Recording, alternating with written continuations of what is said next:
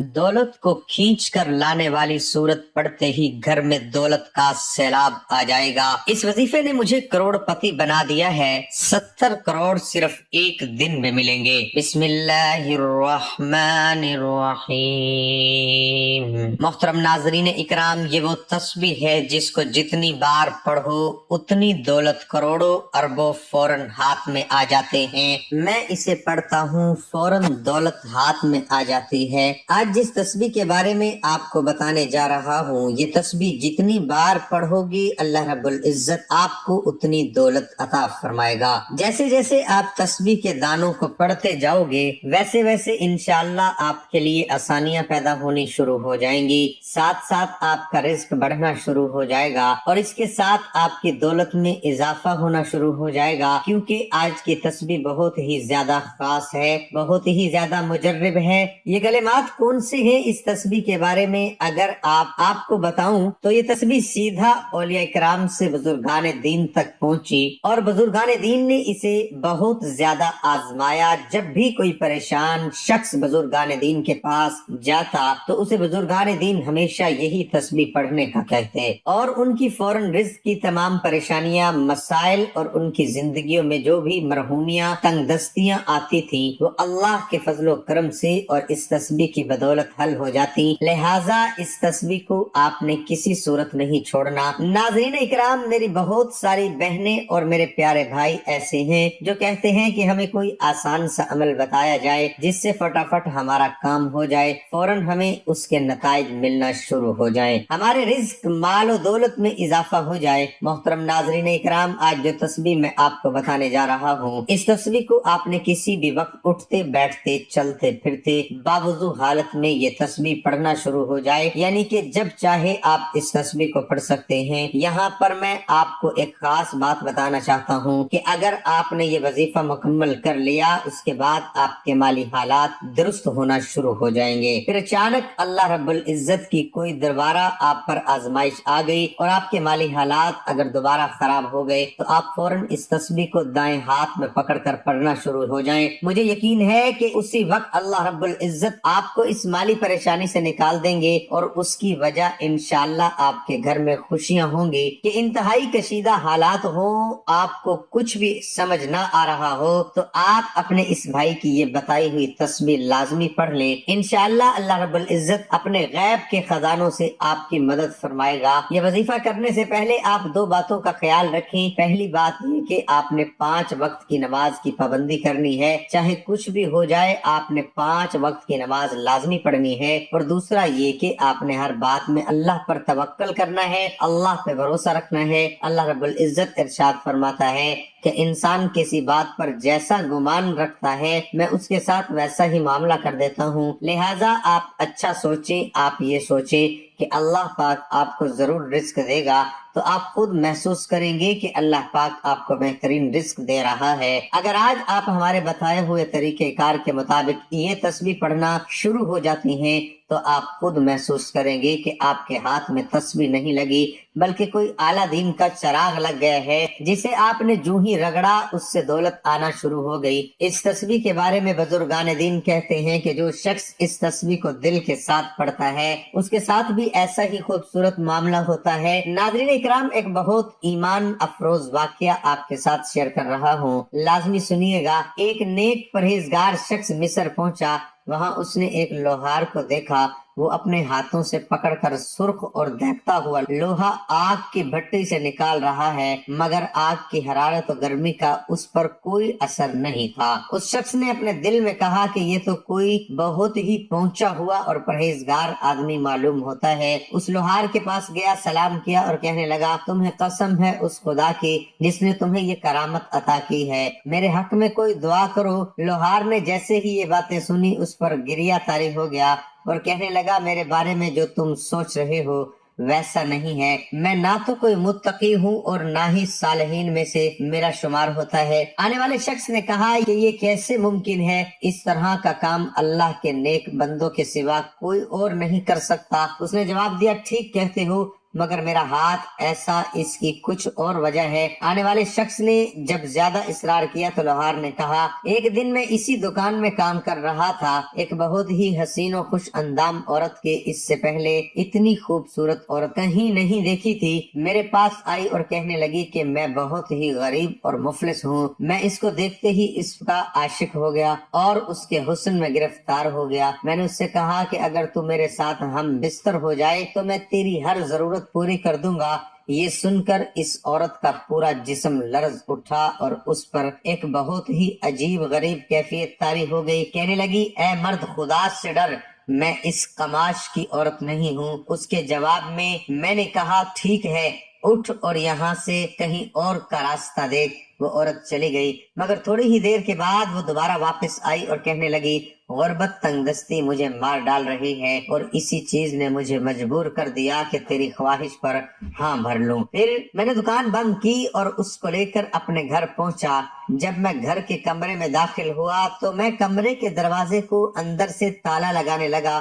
عورت نے پوچھا، کیوں تالا لگا رہے ہو؟ یہاں تو کوئی بھی نہیں ہے۔ میں نے جواب دیا، کہیں کوئی آ نہ جائے اور پھر میری عزت چلی جائے۔ عورت نے کہا، اگر ایسا ہے تو خدا سے کیوں نہیں ڈرتے؟ جب میں اس کے جسم کے قریب ہوا، دیکھا کہ اس کا جسم اس طرح سے لرز رہا تھا جیسے باد بہاری کی زد میں آ کر بید کے خشک پتے ہلتے ہیں، اور اس کی آنکھوں سے آنسو کی چھڑی لگی ہوئی تھی۔ میں نے اس سے کہا کہ تو یہاں کس سے ڈر رہی ہے؟ اس نے کہا، اس وقت خدا ہم دونوں کو دیکھ رہا ہے تو میں کیوں خوف نہ کھاؤں؟ اس عورت نے بہت ہی گڑ گڑا کر کہا، اے مرد، اگر مجھے چھوڑ دے تو میں وعدہ کرتی ہوں کہ خداوند عالم تیرے جسم کو دنیا آخرت دونوں جہان میں آگ کے شعلوں میں نہیں جلائے گا۔ اس التجا اور چہرے پر بہتے ہوئے آنسو مجھ پر اثر کر گئے۔ میں نے اپنا ارادہ ترک کر دیا اور اس کی جو ضرورت تھی وہ بھی پوری کر دی۔ وہ عورت خوشی خوشی اپنے گھر لوٹ گئی۔ اسی رات میں نے خواب میں دیکھا ایک بزرگ خاتون جن کے سر پر یاقوت کا چمکتا ہوا تاج ہے، مجھ سے کہہ رہی ہے، اللہ تمہیں جزائے خیر دے۔ میں نے پوچھا، آپ کون ہے؟ بزرگ خاتون نے کہا، میں اسی ضرورت مند اور محتاج لڑکی کی ماں ہوں کہ جس کی غربت کھینچ کر تمہارے پاس لائی تھی، لیکن خوف خدا کی وجہ سے تم نے اسے چھوڑ دیا۔ اب میں اللہ سے دعا کرتی ہوں کہ وہ دنیا آخرت میں تمہیں آگ سے محفوظ رکھے۔ محترم ناظرین، اب وظیفے کی طرف چلتے ہیں۔ اول و آخر ایک مرتبہ درود شریف پڑھ لیں۔ درود پاک پڑھنے کے بعد آپ نے سورۃ اخلاص 41 مرتبہ پڑھنی ہے۔ قل هو اللہ احد اللہ الصمد لم یلد ولم یولد ولم یکن له کفوا احد۔ پھر اس کے بعد آپ ایک تسبیح الحمدللہ یا رب، الحمدللہ یا رب شب میں یا صبح کے وقت پڑھ لیں۔ ایک تسبیح آپ شام کے وقت پڑھ لیں اور ایک تسبیح آپ رات سونے سے پہلے پڑھ لیں۔ تسبیح کے دانے پر آپ نے الحمدللہ یا رب، الحمدللہ یا رب، تسبیح کے ہر ایک دانے پر اپنے ہاتھ کی انگلی دانے پہ رکھ کر آپ نے الحمدللہ یا رب، الحمدللہ یا رب پڑھ لینا ہے۔ یا آپ ترتیب اس طرح بنا لیں کہ ایک تسبیح 100 دانوں والی آپ صبح کے وقت، ایک تسبیح دوپہر کے وقت اور ایک تسبیح مغرب کی نماز کے بعد آپ پڑھ لیں، جیسے آپ کو آسانی لگے۔ لیکن آپ نے ایک دن میں 3 تسبیحات لازمی پڑھنی ہے، اور یہ تسبیح پڑھنے سے پہلے آپ نے 41 مرتبہ سورۃ اخلاص لازمی پڑھنی ہے۔ محترم ناظرین اکرام، یہ تسبیح نہیں بلکہ دولت کا خزانہ ہے۔ اس کو اگر آپ پڑھنا شروع کر دیتے ہیں، ساتھ میں 5 گانا نماز کی پابندی شروع کر دیتے ہیں اور اچھا گمان کرتے ہیں، تو پھر آپ دیکھیے گا کہ آپ کے گھر میں کیسے خوشحالی آئے گی۔ میں بہت سارے ایسے بہن بھائیوں کو جانتا ہوں جن کو میں نے الحمدللہ یا رب، الحمدللہ یا رب کی تسبیح کے بارے میں بتایا۔ یہ میری خود آنکھوں دیکھا واقعہ ہے، بلکہ آپ اسے کہہ سکتے ہیں میں نے اسے راہ سے گزرتے ہوئے دیکھا۔ پہلے ان کے کچے مکانات تھے، اتنی غربت تھی کہ آگے پیچھے 4 دیواری تک نہیں تھی۔ اب وہاں سے گزر ہوا تو وہاں پر ایسا محسوس ہوتا ہے کہ جیسے عالی شان محل کھڑا ہے۔ یاد رہے کہ انسان عالی شان محل، عالی شان گھر اس وقت بناتا ہے جب اس کی روٹی کے مسائل حل ہو جاتے ہیں اور اس کے پاس زیادہ پیسہ آنا شروع ہو جاتا ہے۔ پھر وہ اس پیسے سے خوبصورت گھر بھی تعمیر کرتا ہے، میں بہت سارے ایسے بہن بھائیوں کو بھی جانتا ہوں جو اپنی زندگیوں سے اکتا چکے ہیں. ان کے پاس اگر آپ صرف اور صرف 5 منٹ بیٹھ جائیں تو آپ کو ایسا محسوس ہوگا اے اللہ میں کہاں آ گیا ہوں, اے اللہ اس بندے کے حالات درست کر دے. لیکن جب ان لوگوں کو آپ تسبیح پڑھنے کا بولیں گے تو وہ آپ کو بالکل سیدھا جواب دیں گے کہ ہم تو نماز ہی نہیں پڑھتے ہیں, تسبیح پڑھ کے کیا کرنا ہے. ایسے لوگوں کے حالات اللہ کبھی نہیں سدھارتا,